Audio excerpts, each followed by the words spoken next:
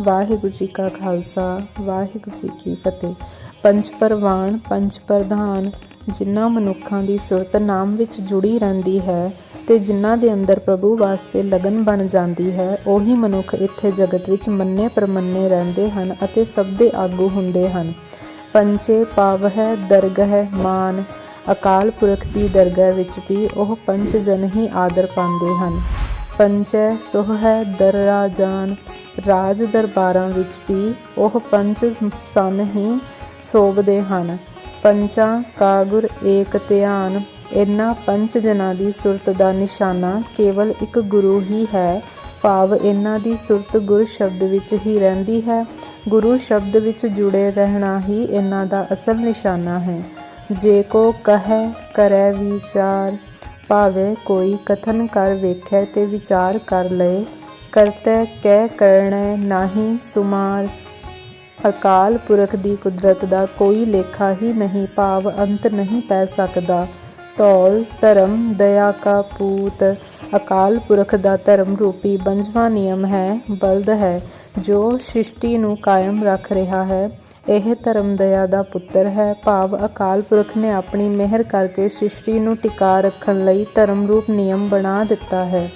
ਸੰਤੋਖ ਥਾਪ ਰੱਖਿਆ ਜਿਨ ਸੂਤ, ਇਸ ਧਰਮ ਨੇ ਆਪਣੀ ਮਰਿਆਦਾ ਅਨੁਸਾਰ ਸੰਤੋਖ ਨੂੰ ਜਨਮ ਦੇ ਦਿੱਤਾ ਹੈ।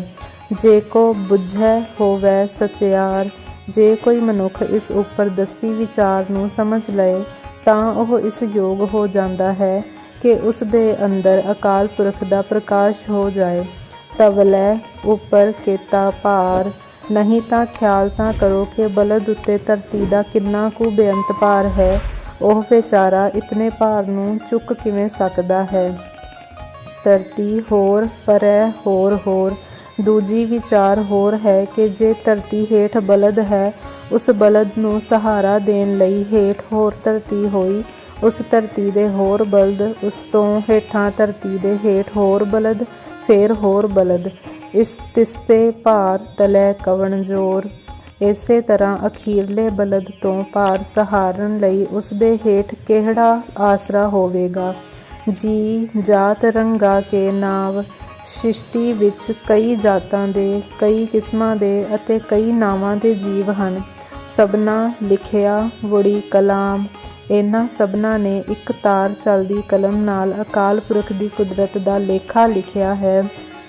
ਇਹੋ ਲੇਖਾ ਲਿਖ ਜਾਣੈ ਕੋਇ, ਪਰ ਕੋਈ ਵਿਰਲਾ ਮਨੁੱਖ ਇਹ ਲੇਖ ਲਿਖਣਾ ਜਾਣਦਾ ਹੈ, ਭਾਵ ਪਰਮਾਤਮਾ ਦੀ ਕੁਦਰਤ ਦਾ ਅੰਤ ਕੋਈ ਜੀਵ ਪਾ ਨਹੀਂ ਸਕਦਾ। ਲੇਖਾ ਲਿਖਿਆ ਕੀਤਾ ਹੋਏ, ਜੇ ਲੇਖਾ ਲਿਖਿਆ ਭੀ ਜਾਏ ਤਾਂ ਇਹ ਅੰਦਾਜ਼ਾ ਨਹੀਂ ਲੱਗ ਸਕਦਾ ਕਿ ਲੇਖਾ ਕਿੱਡਾ ਵੱਡਾ ਹੋ ਜਾਏ। ਕੇਤਾ ਤਾਣ ਸੁਆਲਿਓ ਰੂਪ, ਅਕਾਲ ਪੁਰਖ ਦਾ ਬੇਅੰਤ ਬਲ ਹੈ, ਬੇਅੰਤ ਸੁੰਦਰ ਰੂਪ ਹੈ। ਕੇਤੀ ਦਾਤ ਜਾਣੈ ਕੌਣ ਕੂਤ, ਬੇਅੰਤ ਉਸ ਦੀ ਦਾਤ ਹੈ, ਇਸ ਦਾ ਕੌਣ ਅੰਦਾਜ਼ਾ ਲਾ ਸਕਦਾ ਹੈ।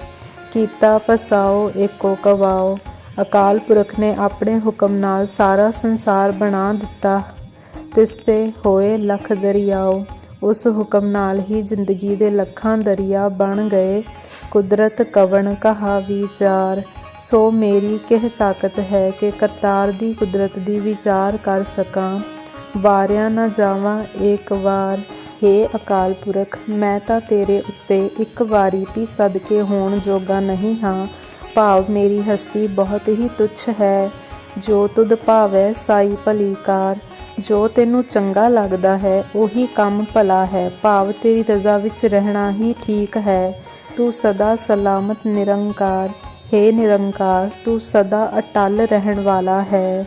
ਵਾਹਿਗੁਰੂ ਜੀ ਕਾ ਖਾਲਸਾ ਵਾਹਿਗੁਰੂ ਜੀ ਕੀ ਫਤਿਹ।